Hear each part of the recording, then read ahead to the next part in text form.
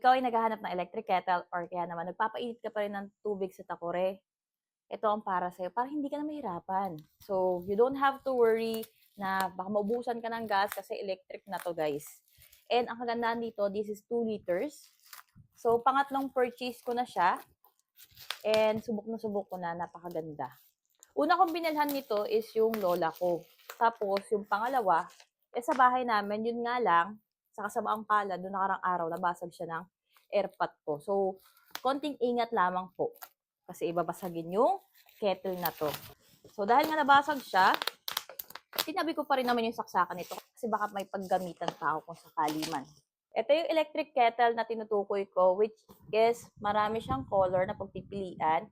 And 2 liters na yung binili ko. Wendes. Ayan. Hindi na tayo mahihirapang magpainit ng tubig dahil mahilig ako magkape, guys. Although alam kong bawal ang kape sa breastfeeding mom, pero mahilig talaga ako magkape, guys. Meron namang mga kape for breastfeeding mom. Kaya naman, hindi tayo hihinto sa pagkakape.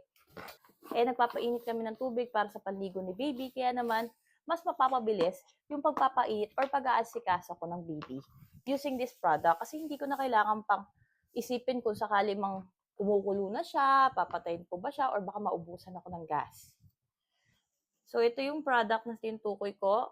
I ordered black color. May inclusion na sa nasaksakan, which is kapag hindi nyo gagamitin, pwede nyo siyang i-roll dito. May inclusion na rin siyang instructions kung gusto nyo man po itong basahin, ay meron din po tayo nito. Huwag nyo kakalimutang alisin to ha, itong plastic na to. Baka mamaya naman kasi, magpainit kayo, andito pa yan. Diba? Naluto pa. So, madali lang naman siyang alisin. Ayan, kunin nyo lang yung corner niya. Tapos hilain nyo lang. Very easy naman siyang alisin. Huwag nyo lang kakalimutan ha. Ayan. Wow, ang satisfying. Uy. So guys, ito siya. Ito yung on niya. And off.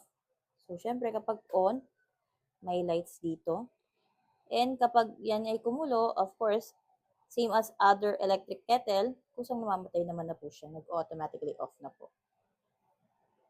Kung naghahanap kayo ng perfect kettle for your home or pangregalo, lalo na kung meron kayong aatinan na kasal, isa din to sa magandang pangregalo, guys. So, if you wanted this item, guys, you can visit my basket.